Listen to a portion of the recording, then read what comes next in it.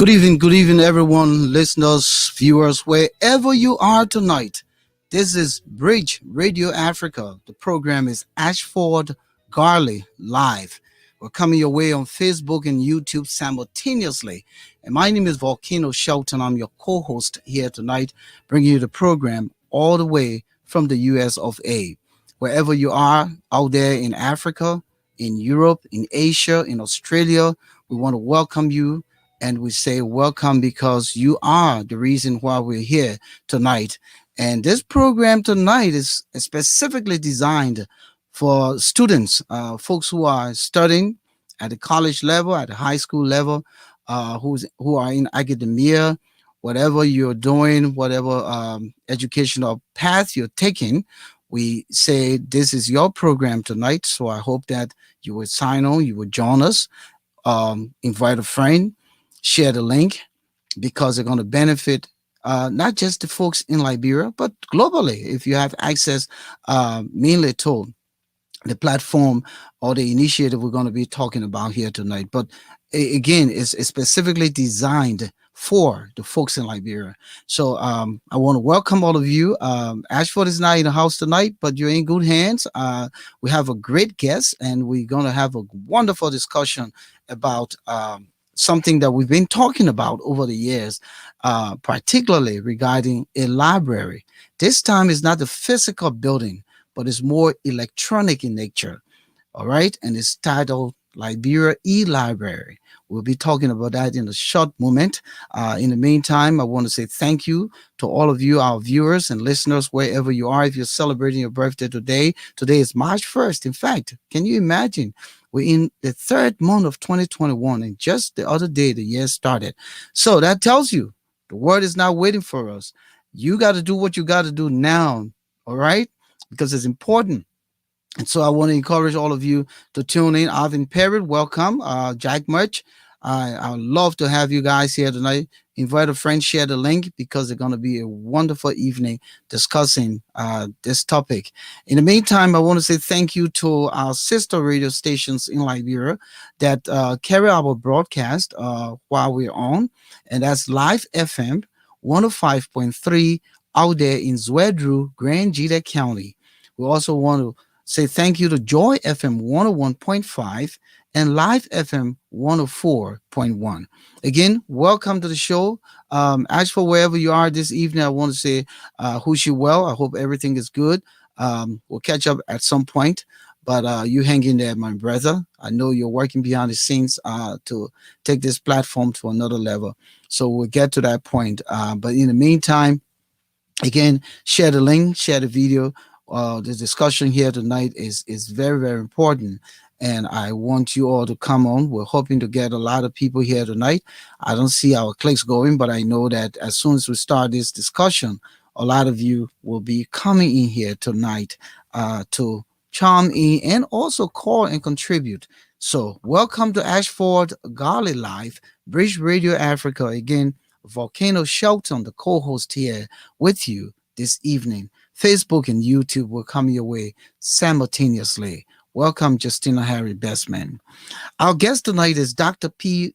Vululleh, and he holds a doctorate in information technology and a master's degrees in information systems and psychology.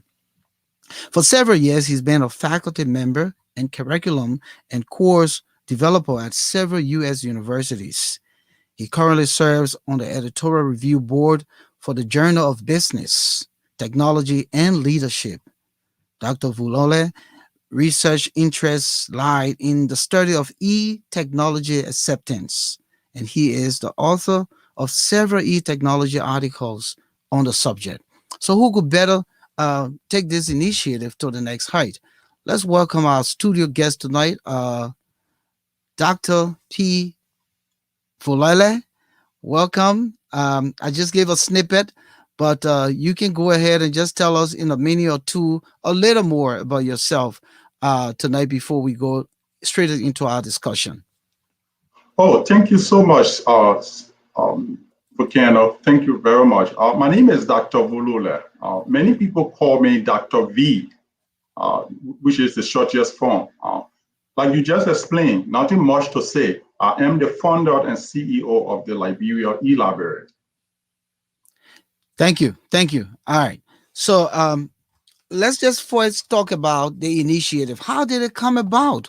What kind of necessitated? Yes, when you look at Liberia as a whole, there is no outside resources for students to access when they are going to school. So we thought of that, and based on that, we were able to come up with this great idea about the Liberia e-Library. And so this idea came about. What did it cause? Was it just something you thought about, woke up, and because of your doctorate in the subject matter, you were able to make a magic, happen by waving the magic wine? Yes.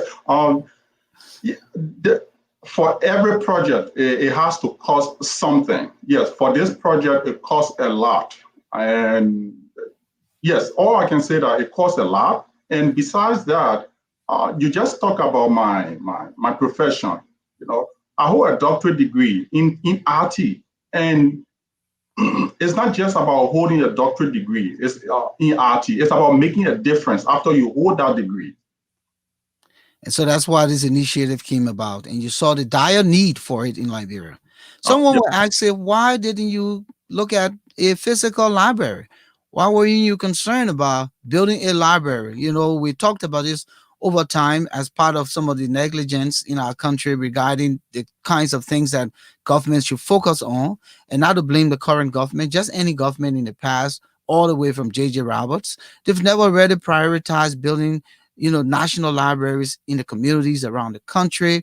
And so some of us went to school. I graduated from high school, never had a science lab, but I was scoring A's in chemistry and physics. My first science laboratory, real laboratory, was at the University of Liberia.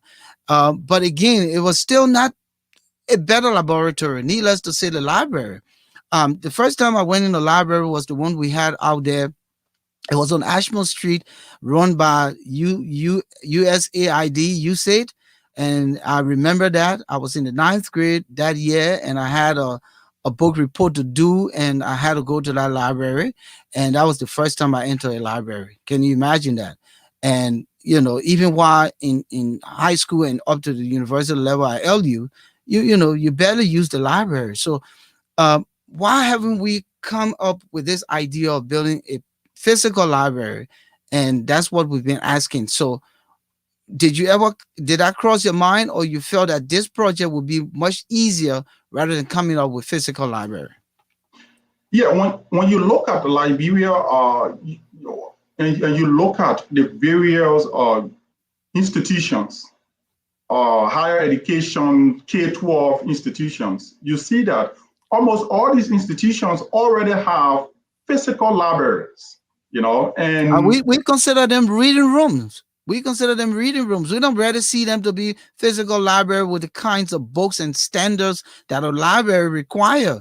I mean, let's be practical here. Those are reading rooms, with few books on the shelf.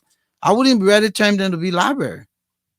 yes, I will agree with you because most of those reading room, but they will call it libraries, they are not fully equipped. I agree with you. And you see that students have to drive to go on campus before they can access books and things like that. So looking at that, you have to take Liberia to the next level, to the international standards. And we live in the United States and we see everything that's happening here. So we take the knowledge from here and then be able to carry them back home.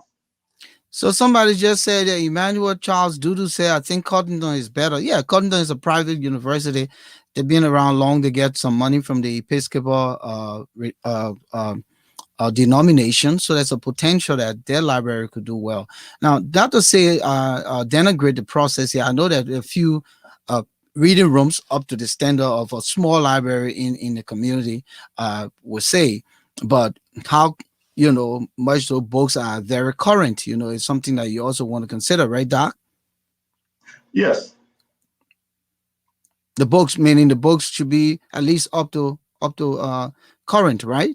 Rather than have, I mean, any book is good, but when you're talking research material in the 21st century, you should be looking at uh, research articles and stuff that are being produced, enhancing the topic or the subject matter in the 21st century. Will you agree with that?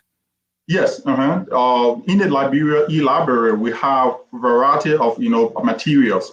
Some of them from all the way back, historical materials, and some of them very current. In the past, let's say 2 years, 1 year, like that. Yes. So you are going to push me quick to that question, but I will come back to it. But let's start about when you had this idea about building this e-library. Did you consider the internet accessibility and the cost of data to the ordinary man, the ordinary student? Because I mean, people are surfing the internet on their cell phone.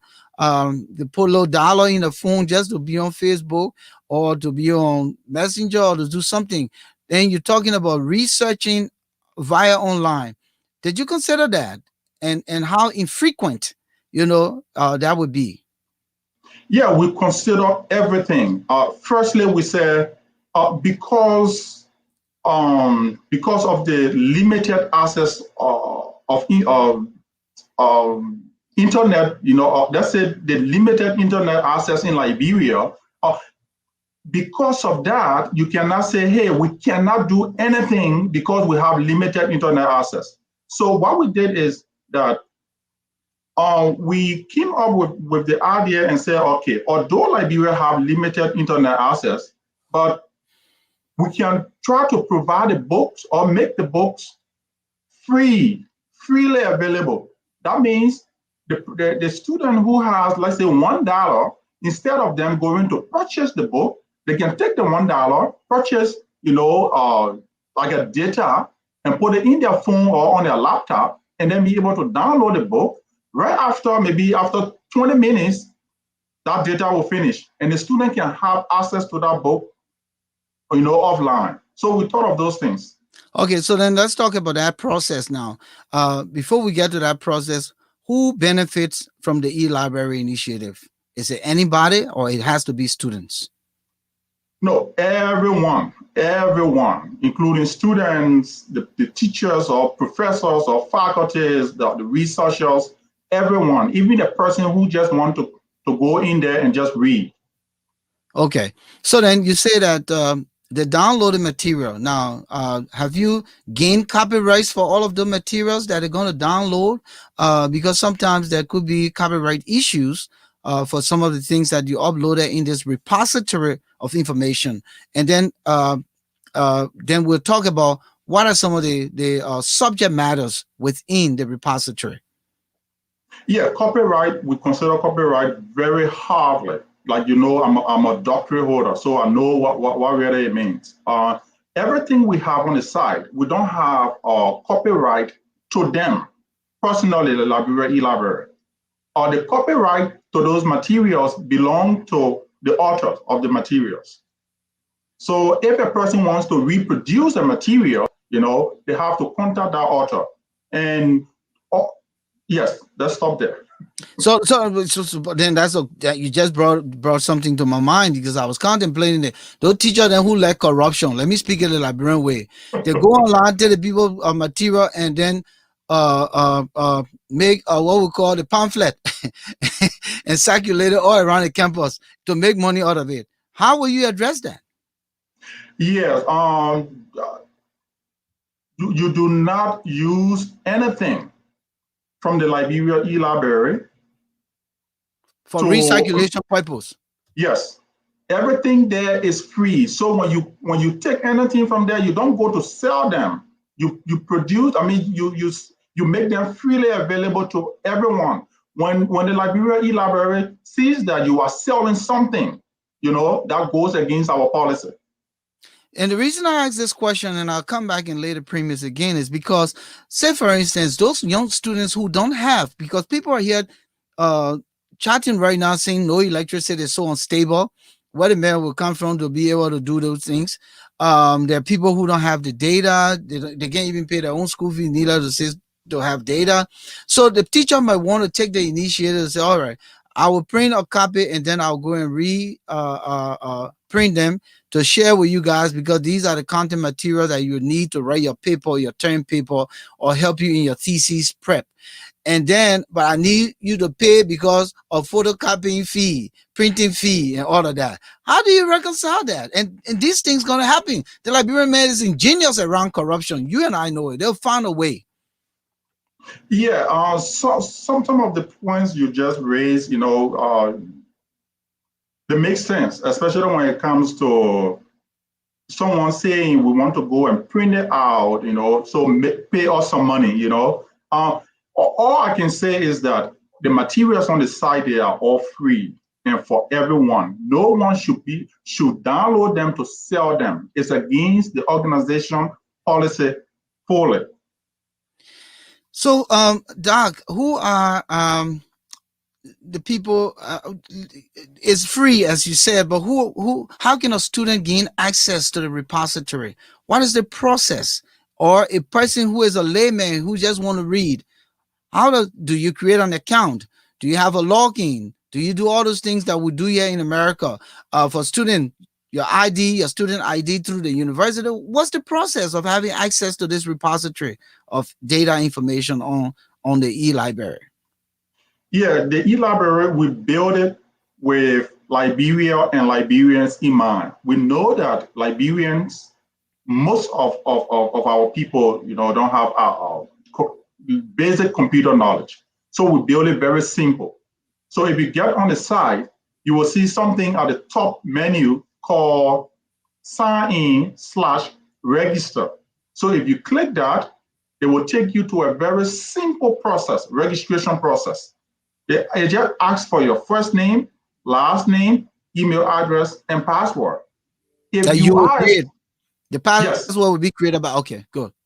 Yes, continue. You yourself will enter your own password. And if you are a student, you can register both ways, because we have universities that have already signed up. So you can either click on the university and select your university from the list of universities and register from there, or you register directly at the Liberia e-library. The process is very much simple. So if I went to Liberia, I can do it, or do I have to be in, put it this way, do I have to be in Liberia to do it, or I can do it from here if I wanted to check on, your content and what's in the library? Could I do it from here? Yes, you can do it from here. Here is the catch, because the platform is like 2-in-1, because we have university section and then the free section. Yes, everything together. So if you're leaving from Liberia to come anywhere you want to go to log in, you can log in using the free e-section. But to log in using the university section, you need authorization from that particular university. So that answers the question. I can stay here in America, go here as a regular user, and set up a password and user ID by my first and last name, and have access to it while even here in America. Yes. Okay. Let's talk about your staff. To run something like this is not ordinary. It requires a lot of people because it's a database where you need to upload information, maintain the server, and do all of that. Tell me a little bit about the staff, the configuration of staff, and some of the qualification to be able to make sure that this stuff works.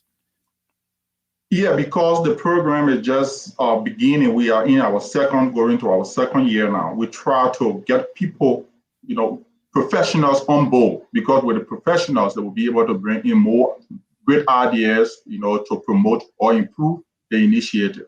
So right now we have about 5, staff members, and each one of those staff members, they have like a master's degree or above. It does not mean we cannot hire people below that, but I'm just saying what we have now. And then we have like 3 board members, and we all work together very much on every day to get the program up and running. So how are contents selected? What's the process?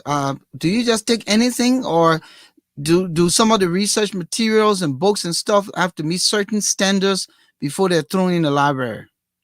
Yes, we get a lot of donated books, materials, and we look in among the materials to identify, because we are dealing with Liberia, so we look in the materials to be able to identify which one of those materials, best suit Liberia, situation. So we select the specific content to put in the library.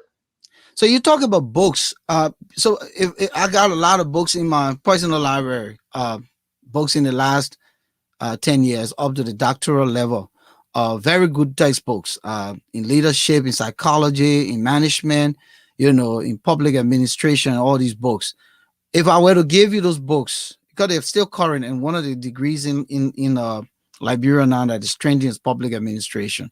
If I were to give you those books, what do? You photocopy each page to load it in there, or what's the process? Yes, right now our office is filled with books because we have people like you, Liberians, and other people who have sent in a lot of books for us to put in the library. At this time, we have machine that will turn those books into e-copies. But the machines, it takes a lot of work. So we are working on getting like an automatic machine that will be able to, automatically scan those books or to put them in the library. So right now, if anyone send us a book or books, don't expect the books to be readily available on the site immediately. Give us some time because it won't be now. So then another question would be, let's look at the library content. Since they've been selected by your team, it means that you have firsthand information as to what being put in a repository. So what are some of the what I would call disciplines that have been put in the repository, especially as you said, tailored to Liberia's discipline, the students, the kinds of courses to do, the degree they want to get? What are some of the material content? Right now we have almost everything that a student can look for. All subject matters. A student might get in the library and see that, okay, let's say, for example, a student from a chemistry class might get in the library and not find exactly the book they are looking for because the repository is being filled on a daily basis. So everything that you can think about if you are a student, go check the library. It should be there. If it is not there, give yourself 1 day, 2 days, and come back because we are filling it up on a daily basis. But equally, if you don't find the right stuff, there can be other things that will be kind of help toward the process. Because even when I do research, I'm looking for maybe 20 different articles on a specific topic, and then I comb through them to see, what relatable. So that would be something that the library would be able to provide.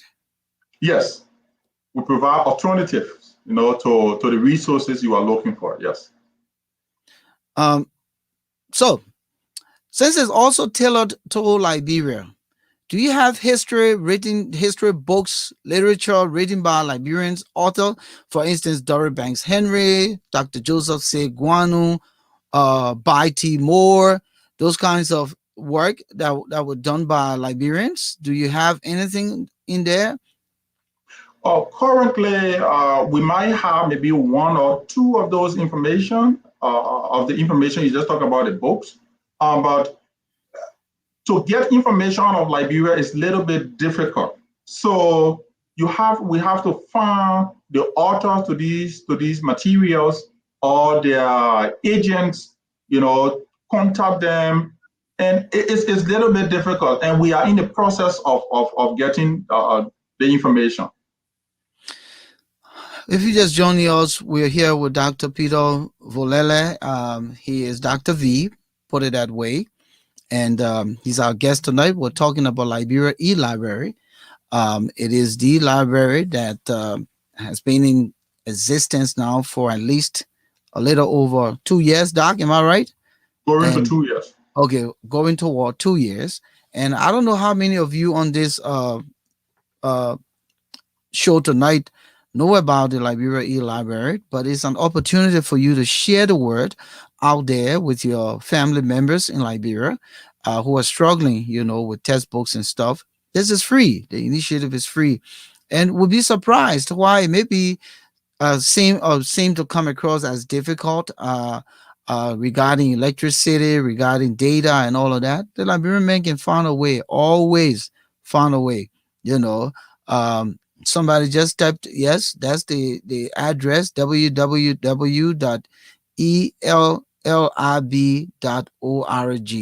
That's the address, and I'm gonna post it right here, right now, so folks can see it. But it's not just ordinary when you look at uh, the Liberian history, and I continue to come back to it since we're more tailored toward what we're discussing here tonight for Liberia. A lot of young people now, you and I know, Doc, don't even know the history of Liberia. A lot of young people, especially in these last 30 years, who came out in the 1990 to 2021, they have no idea. I don't even think they know our, Premier 2 book, the one we used to do, the fat cat sat on the mat, Mm. you know, the history of John Gazelle and Chief Boswan, all those things, but they're very important. And I don't know what the schools are teaching now. Did you consider looking at the curriculum in the country from every level of education to find the kinds of books that would be able to address the curriculum? Did you consider that, you and your team? Yes, the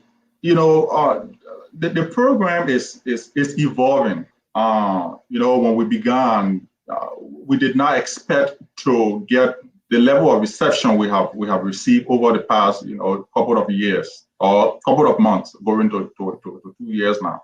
And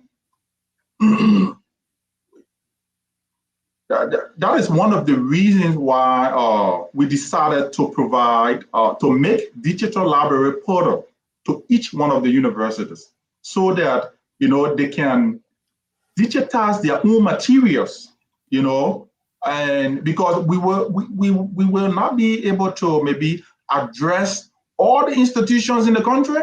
So because of that, we gave each one digital library portal to be able to, address their own, problems and issues. But the question here is, I'm sure you should have done your research at some point prior to doing this, and a PhD. That's what it's about, research. Did you do research regarding, and honestly, did you do research regarding the curriculum and how you would tailor the content material to kind of mesh with the curriculum in the country to put those material within the repository? Did you do that? Yes, we did a lot of research on those things, and our research included contacting former professors, people who just coming, to the United States or from Liberia, like maybe the University of Liberia, AMEU, like that. We contacted them and asked for their opinion on these things.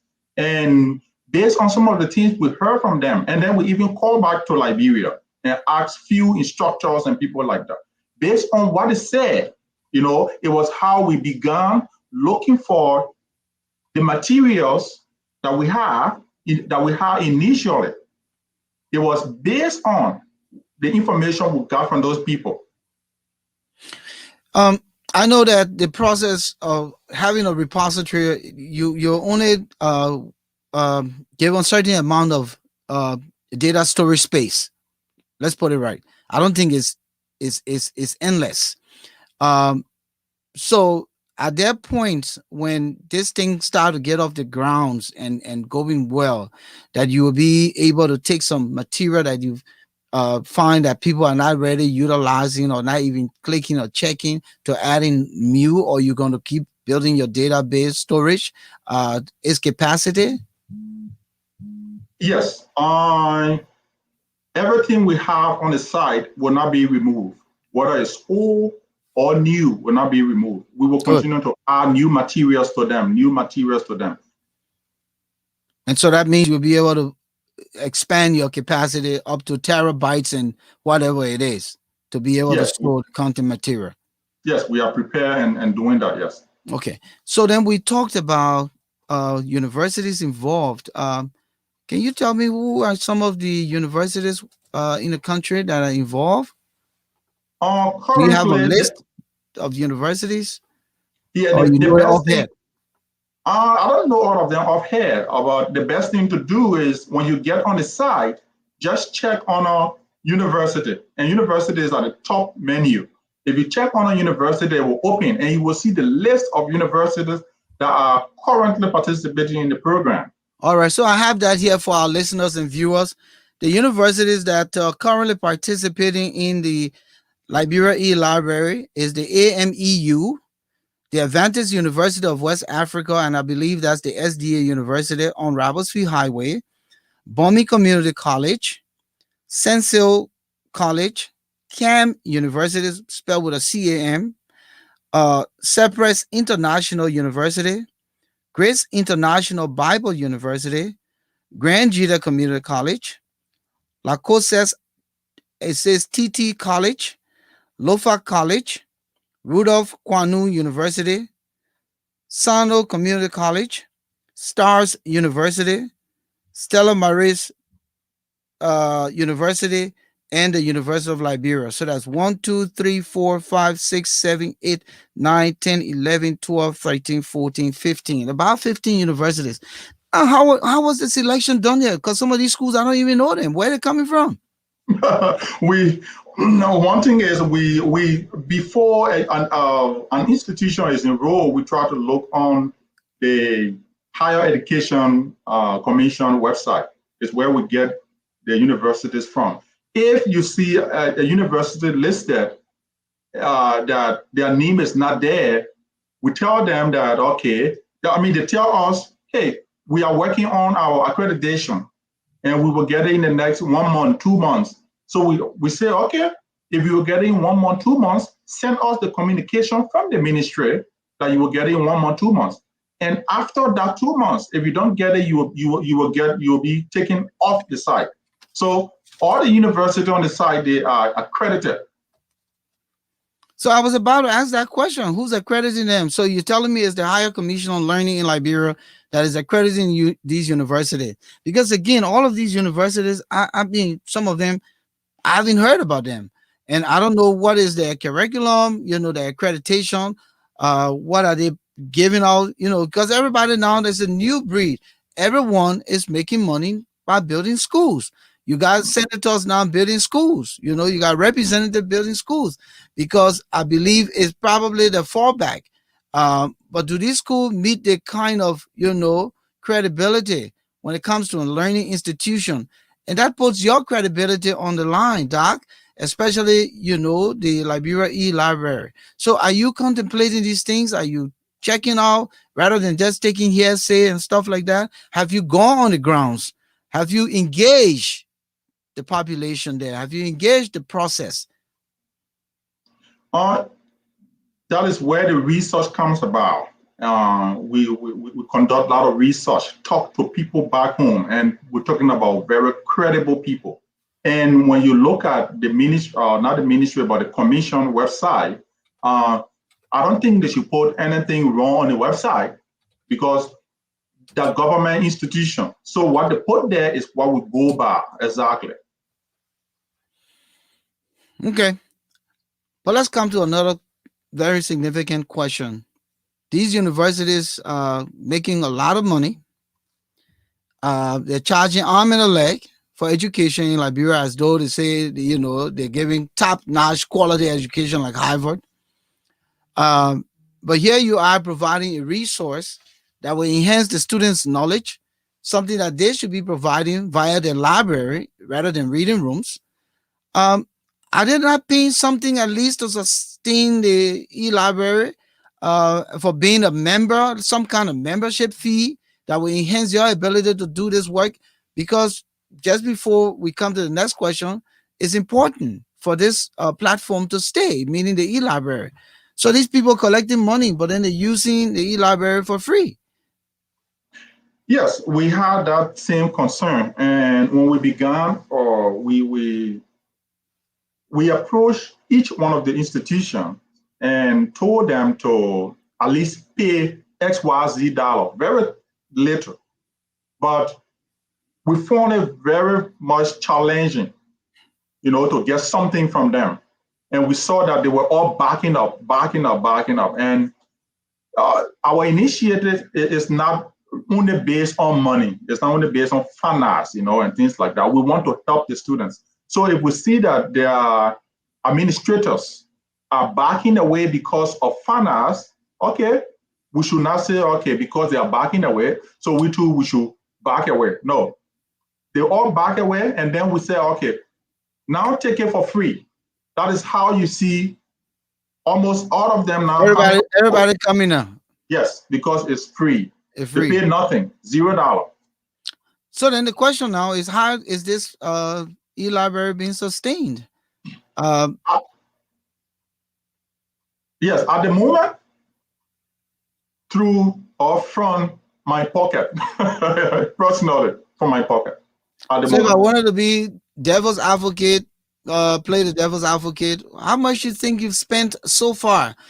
You can give a guesstimate, not so much the exact figure. How much you think you spent so far? Nearly 2 years now with this initiative, and people just want it free. And I'm saying these universities come by right. They're supposed to at least, give some kind of the token of appreciation for the generosity.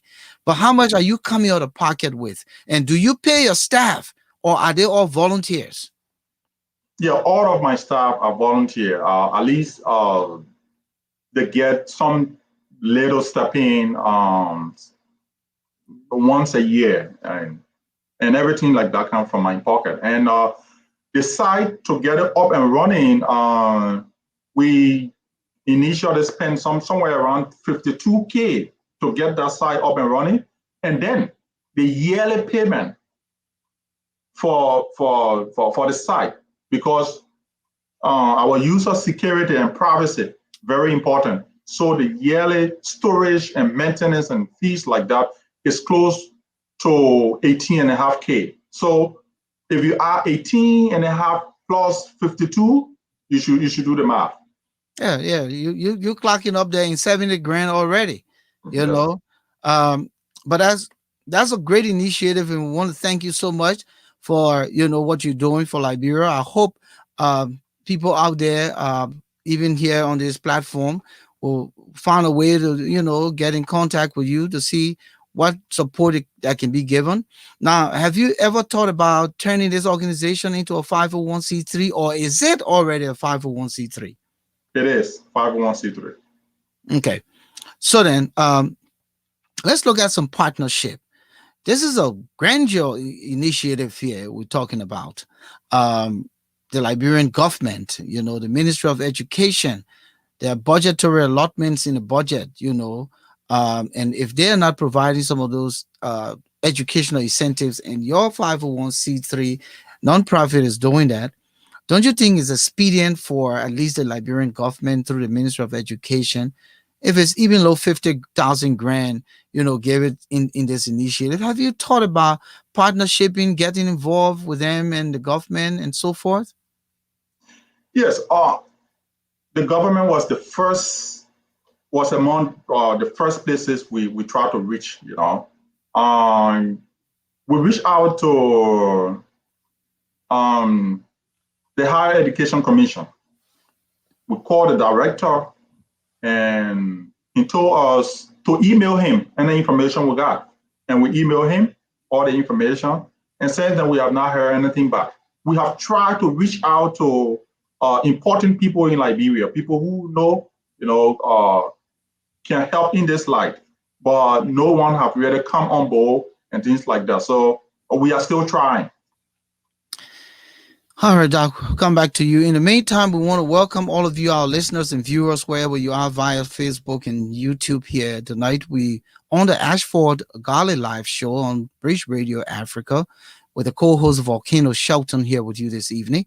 I want to invite all of you, our viewers. The number to call is 404-272-2808. Dr. P is here to answer some of your questions. We encourage you, our viewers on the platform tonight, to call in and have your input. Thomas Awaji, you always asking some very pertinent questions. I will hope that you call tonight. Don Gerald Newman, Angel Peter Charis, Amadou Dakabwe Blend, We Adore, C. Manju K, Florence Stiller, Emmanuel Charles Dudu, MJMJ, Clarence Stiller, um, Anthony Gay, G. Gonlinion Dwanan, Raymond S. Clark, Emmanuel Jackson, Mr. Jackson, good evening and welcome. Clara Howard, Justina Harris Bestman, I'm just Dominic, or I am just Dominic, Jack Murch, Alvin Perry, all you folks this evening, welcome to this program here. Marula Moore, also you're in the house, welcome. We want to also thank our sister radio stations in Liberia that carried our broadcast. 105.3, that's Top FM in Grand Jita County, that's in Zwedru, the capital city of Grand Jita County. We want to say thank you to Joy FM 101.5 and also Live FM 104.1. Again, if you're just joining us, you're on the Ashford Garley Live show here on Bridge Radio Africa. We have with us Dr. P. He is the CEO for the Liberia E Library. E means, I believe, electronic. Am I right, Doc? Yes, it is. All right, so Liberia E Library. This guy is asking here, he say, if it's a 501c3, why is he spending so much out of pocket? Does he have the donor partners? So all the money he is spending out of pocket, is he getting it back? Okay. When it comes to that, I have not, or the organization have not received any funding, outside funding. One of the things is that anyone who have ran 501c3 organization, they will tell you that newly established organization cannot, you can't just get money. Sometimes you have to go for 5 years, 6 years, couple of years before donors can actually trust you, see your work that you have done over the years before they can start to give you, $1 or $2 and things like that. So none. Sorry. And you're also paying for the 501c3 status, right? Because it's an annual thing, right? Yeah, the 501c3. No, you do one-time payment, or you don't do yearly payment. Okay, so you do one-time payment and then it stays open forever. I thought because I'm in an organization that we lost our 501c3 status, and I believe because we didn't make commitment through the years, so we're just trying to get it back. So, yes, you don't make a yearly payment, and you are required though to file in like tax and renew it every year. You are required to do that to keep it active. Okay. So people are still concerned here about you having a 501c3 but coming out of pocket with 18.5 grand. So they think that there's a donor. I don't know how much more you should answer this question, because there's a tendency for people to think that once you have a 501c3, everything is written off, it's automatic, and you get all that money back. Please answer this question. Yeah, probably we hope to get money in the future, but today, no, we have not. We hope to get money in the future to even expand or improve on the program, to help the people back home. When we do that, we will let you know, and we will be very much happy to do that. But at this time, no. And you're required, right, by what they call fiduciary policies and procedures to make known as a 501c3 your expenditure, right? Yes, It's just should be public, right? yes, it is public. Yes, when Okay. you go online, maybe you type in Liberia e-library, you will see the information will pop up, and you will be able to get information about us Okay. financially. Okay. All Mhm. right. So let's also talk about content materials. I was also thinking that we've had some very good newspapers over the years.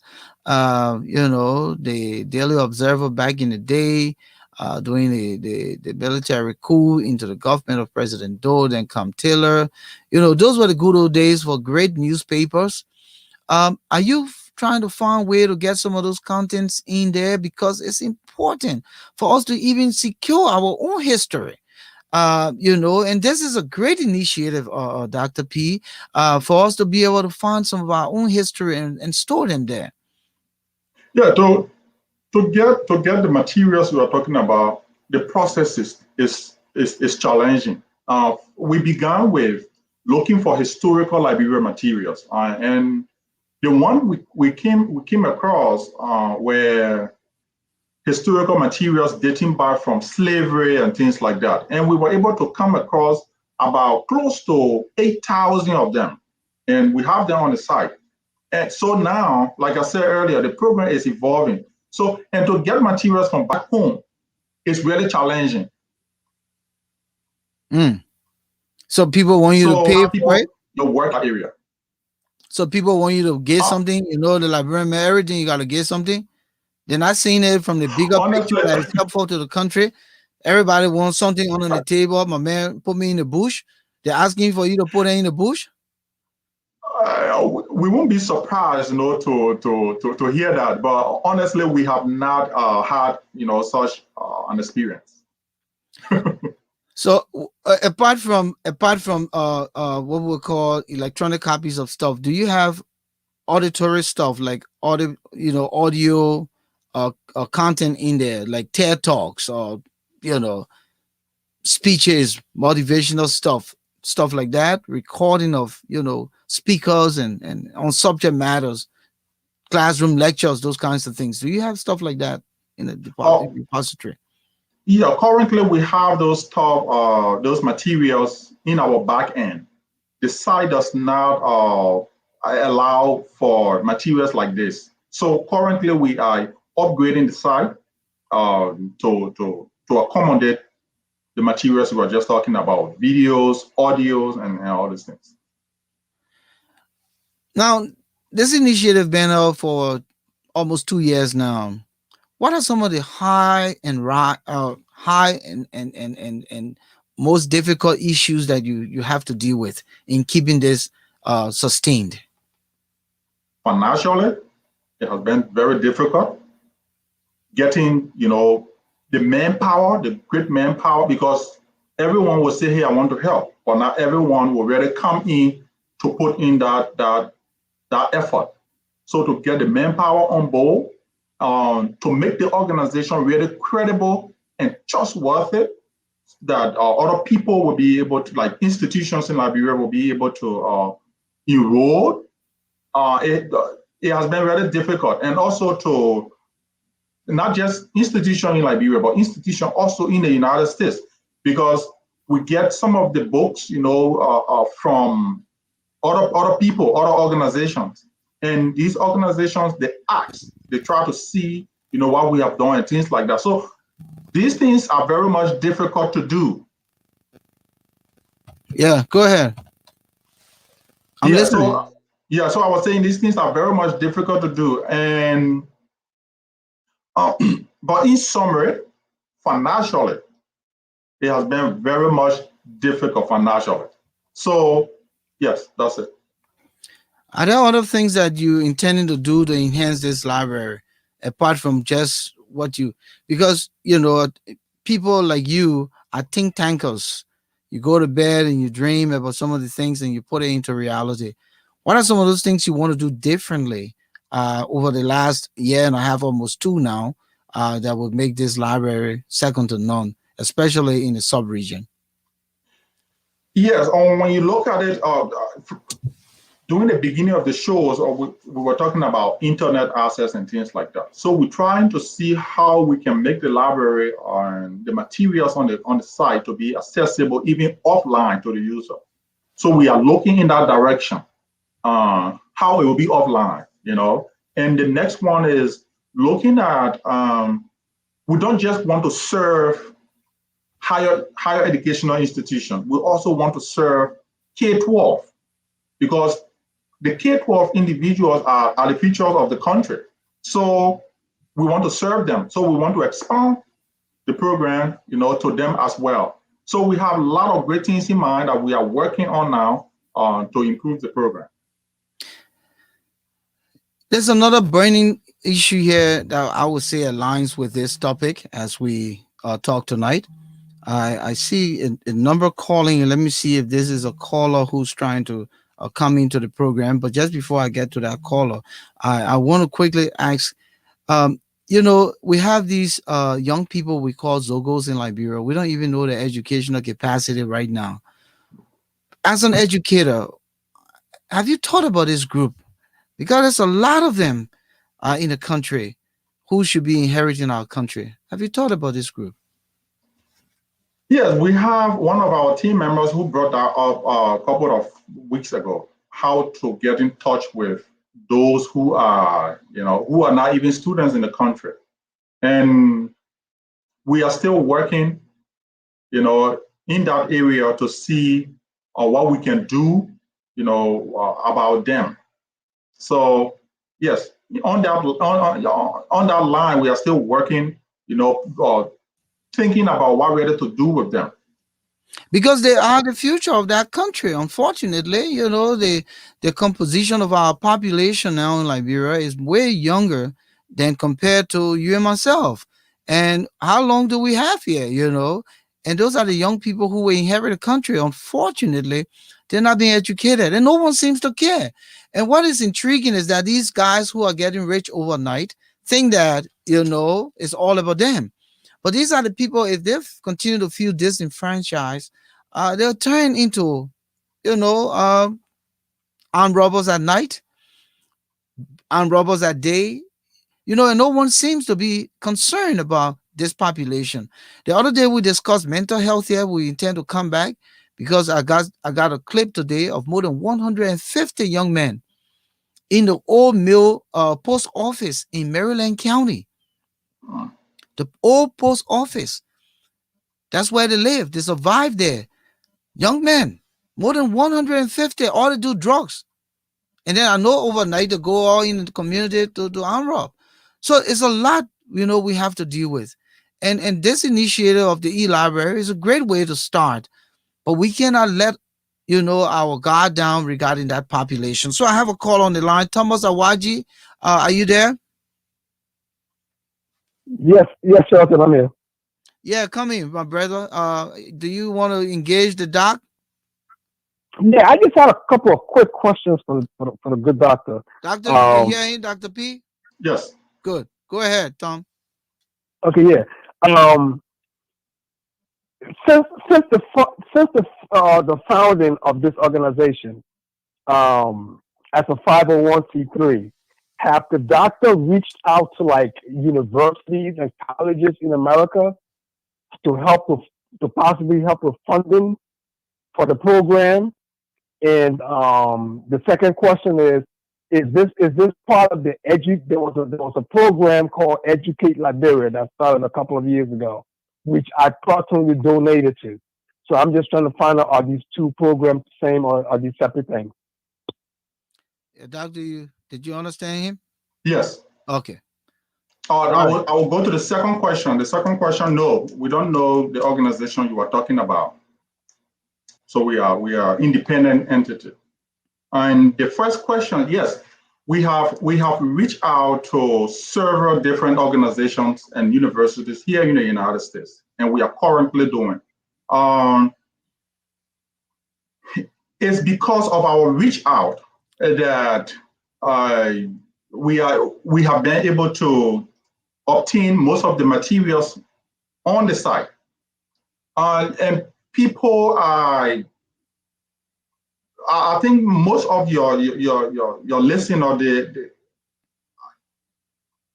okay, let me put it this way. Most of the listener, let me say it this way. When it comes to financial, the organization have not received any financial help. But when it comes to content donation, yes, we have. And that's where you see the content on the platform. We don't have the content, with us. We don't have it in our bedrooms. So we have to get them from other places. So when it comes to financial, no. When it comes to resources, yes.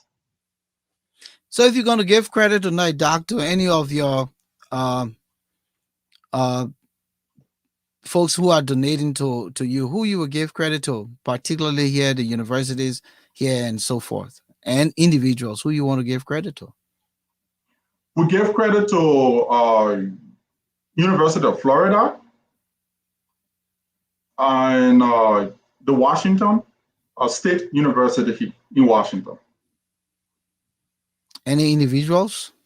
Individual, yes, we give credit to a lot of individuals, but their materials, like I said, they are not being made available on the site because they just posted those materials and we have them, and we don't have the machine to have the materials on the site. All right. Let me come to this question. Why it is true we want to have universities on the site. Have you thought about putting some credible high schools on the site, like St. Teresa's Convent, Cathedral, some of those good, credible Tottenham High and stuff on the site? Yeah, we thought of that. And earlier I said we are trying to extend the platform to K-12 and the people you're talking about, the forum on K-12. The reason why we don't want to extend the platform right now to K-12 level is that we feel that some of the content on the site might not be too appropriate, for K-12 kids. So we're trying to design the platform in a way that when a K-12 person, someone under 18 years, gets on the site, they will only be able to access materials that are appropriate to their age. So it'll be like educational control, put it that way, like how we call parental control. That's right, yes. Okay. But I want you to also consider that when I was in 6th grade elementary school, I was reading stuff beyond my time and I was expanding my horizon. So do you think that it would be a disadvantage to those kids who are very inquisitive and want to learn ahead of their time? Yeah, when the platform has been built and designed, we have this mechanism there where a student or someone who is under 18 can ask for permission for their account to be, elevated, to be able to see upper level materials. And their request can also come, it can come from them, it can come as recommendation from their institution or someone above 18. So we are working on all those things. What is your dream for this initiative?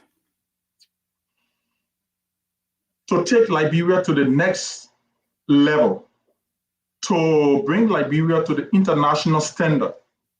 We live here in the United States, and I got all my degrees here in the United States, from bachelor's to doctorate degree. And I work here, and I see how everything works here. I teach at the university.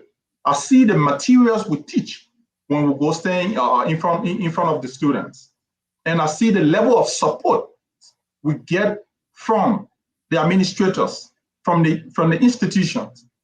I want us to be able to give the same level of support to the institutions in Liberia, to the students, to the researchers. You have so many researchers back in Liberia, but most of them write their materials, they have nowhere to publish them. Most of them have nowhere, to get extended support. We want to be able to help these people. So at this point, and you brought about research. Students who do the research as the theses, certain people professors, local professors in Liberia who are writing articles and periodicals, can they then put that in the library? Is it going to be allowed? We allow almost Because everything to be based. and the reason I ask this question, because here in the U.S., when you write something, you got to go through a peer review journal, right? For it to meet the criteria and standard. We don't just want to throw something out there. Now, if you're writing anything for the internet, you can just throw your own paper on the internet. But for it to be given the kind of respect, like JSTOR, as a research uh, platform, will you have a component like that to give credibility to the research that would be done locally and to have it put in the library? Currently, we have hired several subject matter professionals, and we are still hiring them. That is to say that we accept almost everything, from Liberians, almost everything. And when this material come, we send them to these professionals to look at them. Let's say, for example, a nursing student send us information or document. We send it to a professional, a nursing professional or doctor who will review that. And right now we have about 7, and we are still adding them up, who will review that and see the validity of that material before it can be added. Do you also consider plagiarism in the content material that are being posted? Because it is your institutional credibility on the line when people plagiarize, take other people's work, and try to see a way to publish themselves and make it seem as though it is their work. How do you put a track record and check and balance on that? Yeah, before a material can be published on the site, especially things that have to do with theses, dissertations, and things like that, we try to use the software like Turn It In or Save a Sign, to test these materials. Before we can send the materials to our reviewers, we make sure we test those materials because we don't want to waste our reviewers' time. So we test these materials before we can send them over. So you look at the style of content written, for instance, APA and all of that. You look at those things in the material or the papers or the research articles. Do you look at those kinds of things? Yes, we look at everything. APA, in-text citation, references, everything. We look at them. Indentation, everything. Okay. Mm-hmm. I have another caller on the line. Caller, are you there? What's your name? Where you calling from? Hello, caller. Are you there?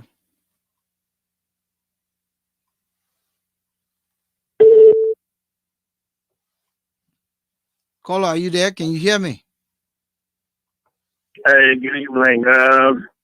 Wakana Chatham, how are you, sir? I'm good. I have with me Dr. P. We're talking about the Liberia e-library here on Ashford, Garley Lab, Bridge Radio Africa. Are you going to engage the doctor? Yeah, well, I think it's a very interesting topic, in the area of education. Dr. P. from Western Pennsylvania, I want to salute you. I think this is something that every university, every college, in Liberia should take as a major priority. And an item of the benevolence on the part of that is quite good.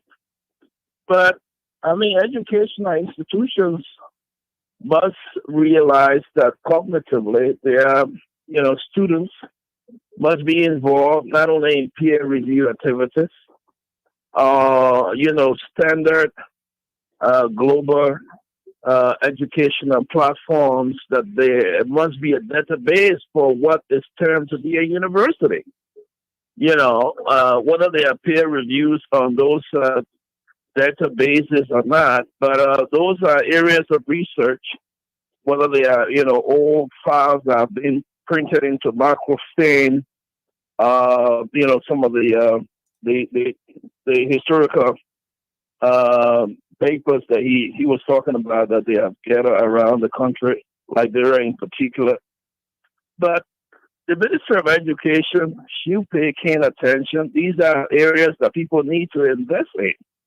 I think the non-profit effort on the part of our brother is quite good.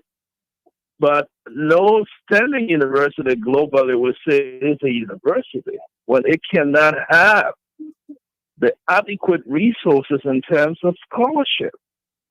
The students who are involved in the academy can be able to research, to refine their studies, to have a better understanding, and even, professors who are teaching the respective colleges and universities. I mean, let's take, for instance, the standard here. You cannot be a professor of a university and cannot be able to read a book within a period of 4 years. You must take sabbatical. You must have an opportunity to look at nuances in areas of specialization. The university's demand of professors take time, not only for the Sabbath within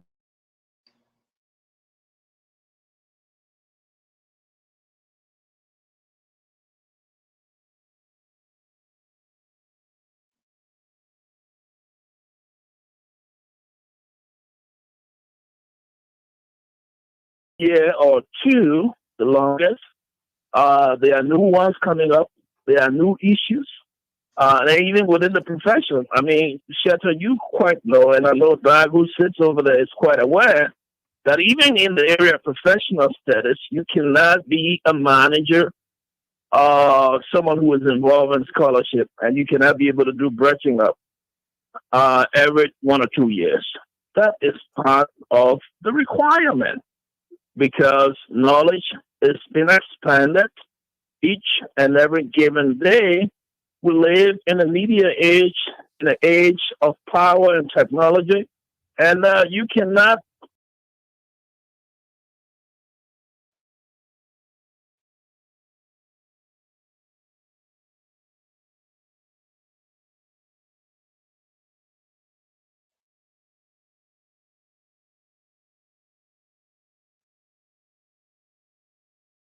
quite a good step that he's taking, but I think educational institutions in Liberia must take this as a priority. But here's the problem, Sheldon, and the dog who sits there. A man has been at a university, he's been teaching really for the past 15 years. He has not been able to do any brushing up. He's not being able to read periodicals. He's not being able to get involved, engage. There's no standard requirement that is coming from the university to say, well, this is what a professor must be engaging to be called even an adjunct professor or a professor in particular, or an associate professor. Tenure is something that is quite crucial, not only in the United States, in many parts of the developed world where education is giving considerable due consideration. And I think if Liberia is to make progress, if Liberia is to take the next step forward to reduce poverty, alleviate the suffering, the mind is a terrible thing to waste. Thank you. People must get involved. And I salute the brother, but I think people who are in Liberia, especially within the government sector, should be able to support such an initiative. Thank you. Thank you. And that was Reverend Zizek Pade. Doc, you want to, I know you were jotting down, picking up on some things he said in your notes. Do you want to comment? Yes. I just want to buttress what he talked about when it comes to the educational institution in Liberia to actually get on board. Yes, that has been one of the major challenges we have been getting over the past months. To get them to come on board, it has been very difficult. Even at first, when we said, okay, pay $5, it was very challenging. So because it was challenging, we back away and say, okay, can I come and get it for free? Yet then still, we have to, get over the horses and take these people to the water to drink, and open their mouth. It's very much challenging. And uh, I was really, surprised, by the amount of reception, we received from the institution. All I thought was it was going to be like, glory, hallelujah, this is what we were waiting for. But it has not been that way. So I like what the brother just said. All right, we're about to take leave of you, and one of the things that got us interested in this topic tonight was because I started from the beginning of the conversation that we don't have libraries built in the country by governments over the era of our country being in existence. Quite frankly, do you ever think about it as another initiative that you could probably put support into physical library for Liberia? While it is true that this initiative is costing you about 70+ thousand dollars, but when you build a physical building, hopefully we'll have some of those books now you can load could go in those buildings. Do you see that possible? And is this something that thinking about or someday? Yes. The organization is evolving over and over and over. So we are thinking in that light, but we have not actually come to, so we have not arrived at that decision. But it's a very good idea to do. But firstly, let us fill this digital library right now. Let's get all Liberians on board. I establish it. It's not for me. It's for all Liberians. I want for all Liberians to come on board to get this thing up and running. It's not for me. I'm getting nothing from out of it. So somebody wrote here, Thomas Awaji, he said here, nearly 2 years now. Please tell the doctor to utilize social media to promote and market the organization. Are you doing that? Yes, we have been using social media. We have our social media page and pages, and we have been reaching out to various top shows like yours and things like that. And sometimes we go on the show, we get like 5 views, we get like 4 views, and we can be like, do we have to include politics into this e-library before we can get views? So we are utilizing it, and we will make improvement. And you're right. You're right. I'm concerned tonight we only have 2 callers because we're not talking about political things here tonight. But people got to understand, for you to even have the mental fortitude, you need to do research. For you to even be able to get into an intellectual discourse, you have to be top notch, and you gain that experience as a result of research. And this library will be one of the ways to equip you, our viewers and listeners. So we want you to share the information with your family members in Liberia who can benefit from this. We're talking a year and a half, almost 2, and a lot of people seem not to care and know about it. But yeah, is a golden opportunity of knowledge, a fountain of knowledge that you don't have to pay for. Is absolutely free of charge to you. Somebody took this initiative coming out of pocket, and still people are kind of wondering, wait a minute, this guy will put all this money and he's not getting anything back. They still don't believe it, and unfortunately, that's the nature of the Liberian man. He's not going to believe it. People here say, oh, you're going to have a big tax cut. They're already telling you, talking about how much your refund going to be, whether you already file your taxes and stuff like that. But, Dr. P, I want to thank you so much for coming in tonight.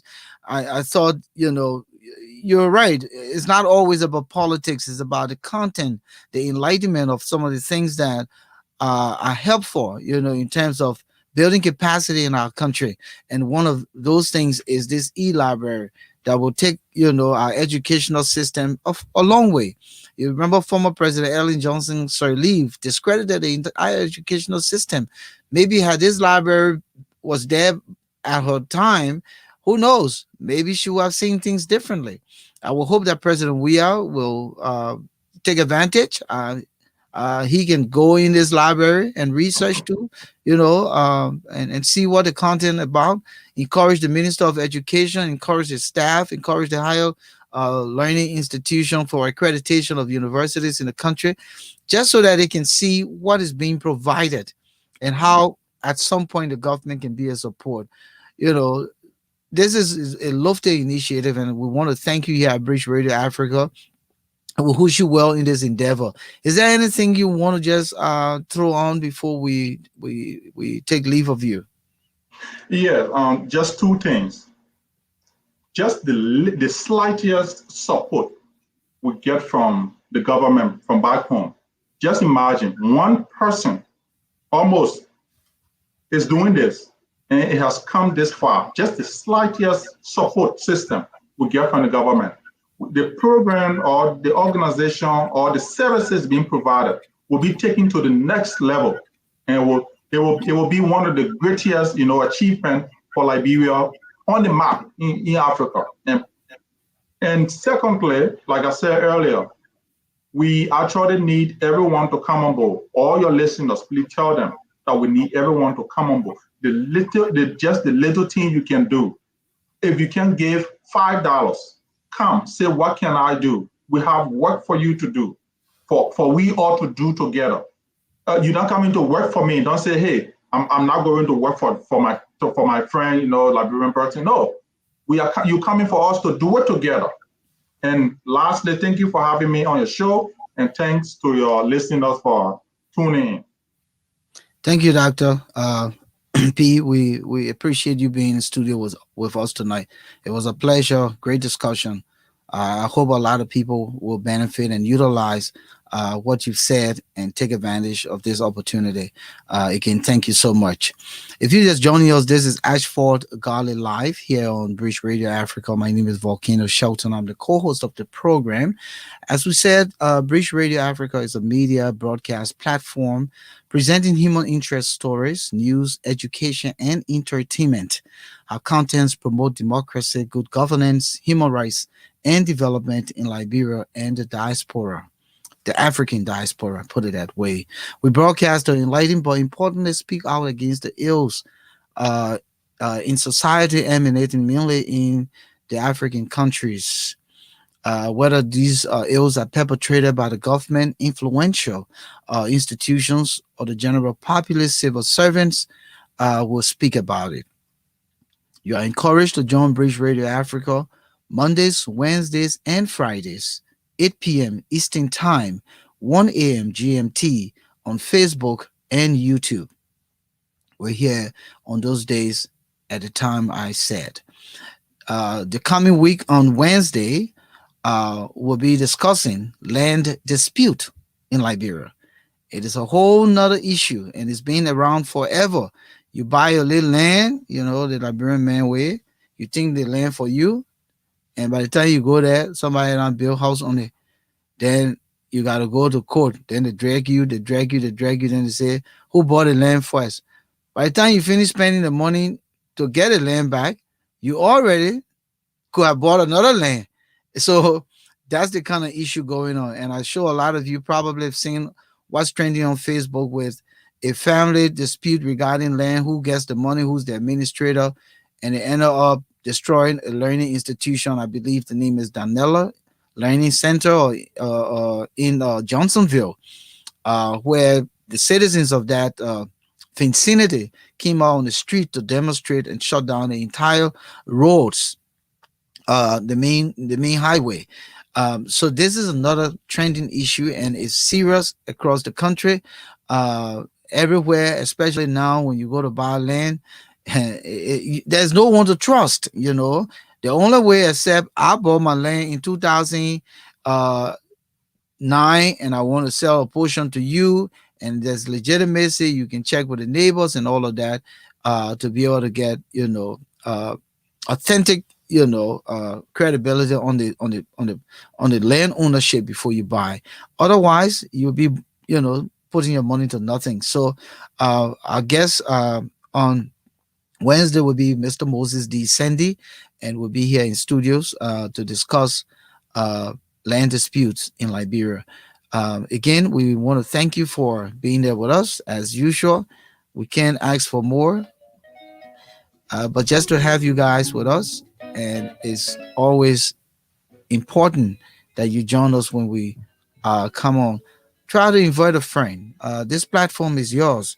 We want to make sure that we all work together to enlighten, as I said, our people, to make sure that they are getting, the kind of information needed to educate them in all aspects of their lives. It's not just about politics here. It's socio-economic uh, uh, issues, it's health issues, it's education issue, um, it's issue in commerce and trade, issue on peace, security, conflict resolution, all those things. It's important we continue mental health, poverty, underdevelopment, all of those issues that continue to plague our country. Those are the things we want to talk about. And it's not always pointing finger who is responsible, why this government is not doing that. All we can do is throw it out there and let the people make the judgment, because it's important. We can't continue to remain dark. We must have the light shine. And we want to thank you all. We encourage all of you to continue to share the broadcast, share our platform. And again, I want to say thank you for being with us tonight. I will be back here. The program will be back here on Wednesday. Tune in 8 p.m. Eastern Time, 1 a.m. GMT. Thanks to Top FM, Live FM, and Joy FM in Liberia. And thanks to the Bridge Radio family for bringing in the Ashford Garley live show. My name is Volcano Shelton. Good night.